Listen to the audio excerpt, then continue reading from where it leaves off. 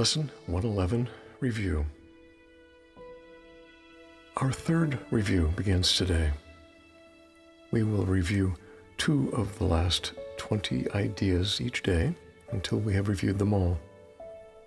We will observe a special format for these practice periods, which you are urged to follow as closely as you can. We understand, of course, that it may be impossible for you to undertake what is suggested here as optimal each day and every hour of the day.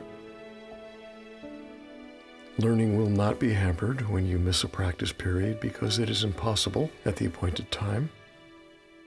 Nor is it necessary that you make excessive efforts to be sure that you catch up in terms of numbers.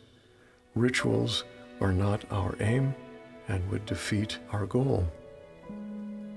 But learning will be hampered when you skip a practice period because you are unwilling to devote the time to it which you are asked to give. Do not deceive yourself in this. Unwillingness can be most carefully concealed behind a cloak of situations you cannot control. Learn to distinguish situations which are poorly suited to your practicing from those which you establish to uphold a camouflage for your unwillingness. Those practice periods which you have lost because you did not want to do them for whatever reason should be done as soon as you have changed your mind about your goal. You are unwilling to cooperate in practicing salvation only if it interferes with gods you hold more dear. When you withdraw the value given them, allow your practice periods to be replacements for your litanies to them. They gave you nothing, but your practice periods offer you everything. Accept their offering and be at peace. The format you should use for these reviews is this.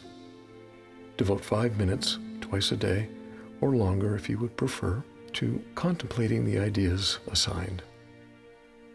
Read over the ideas and comments which are written first in each day's exercises. Then begin to think about them quietly, letting your mind relate them to your needs, your seeming problems, and all your concerns. Place the idea within your mind and let it use them as it chooses. Give it faith that it will use them wisely, being helped in its decision by the one who gave the thoughts to you. What can you trust but what is in your mind? Have faith in these reviews. The means the Holy Spirit uses will not fail. The wisdom of your mind will come to your assistance. Give it direction at the start, and then lean back in quiet faith and let it use the ideas you have given it as they were given you. You have been given them in perfect trust, in perfect confidence that you would use them well, in perfect faith that you would understand their messages and use them for yourself. Offer them in your mind in that same trust and confidence and faith. It will not fail. It is the Holy Spirit's chosen means for your salvation. And with His trust, it merits yours as well. We emphasize the benefits to you if you devote the first 5 minutes of the day to your review and also give the last 5 minutes of your waking day to it. If this cannot be done, at least try to divide them so you undertake one in the morning and the other in the hour just before you go to sleep. The exercises to be done throughout the day are equally important and perhaps of even greater value. You have been inclined to do the exercises and then go on to other things without applying what you have learned to them. As a result, your learning has had little reinforcement, and you have not given it the opportunity to prove its worth to you. Here is another chance to use it well. In these reviews, we stress the need to let your learning not lie idly by between your longer practice periods. Attempt to give your daily 2 ideas a brief but serious review each hour. Use one on the hour and the other one a half an hour later. You need not give more than just a moment to each one.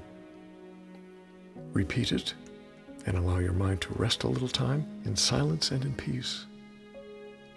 Then turn to other things But try to keep the thought with you and let it serve to help you keep your peace throughout the day.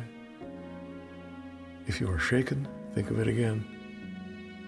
These practice periods are planned to help you form the habit of applying what you learn each day to everything you do.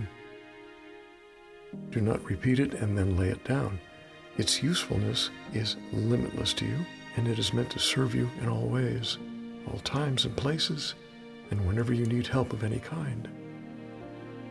Try then to take it with you in the business of the day and make it holy, worthy of God's Son, acceptable to God and to yourself. Each day's review assignment will conclude with a restatement of the thought to use each hour, and the one to be applied on the half hour as well. Forget them not. This second chance with each of these ideas will bring such large advances that we come from these reviews with learning gains so great that we begin again on solid ground. Do not forget how little you have learned. Do not forget how much you can learn now.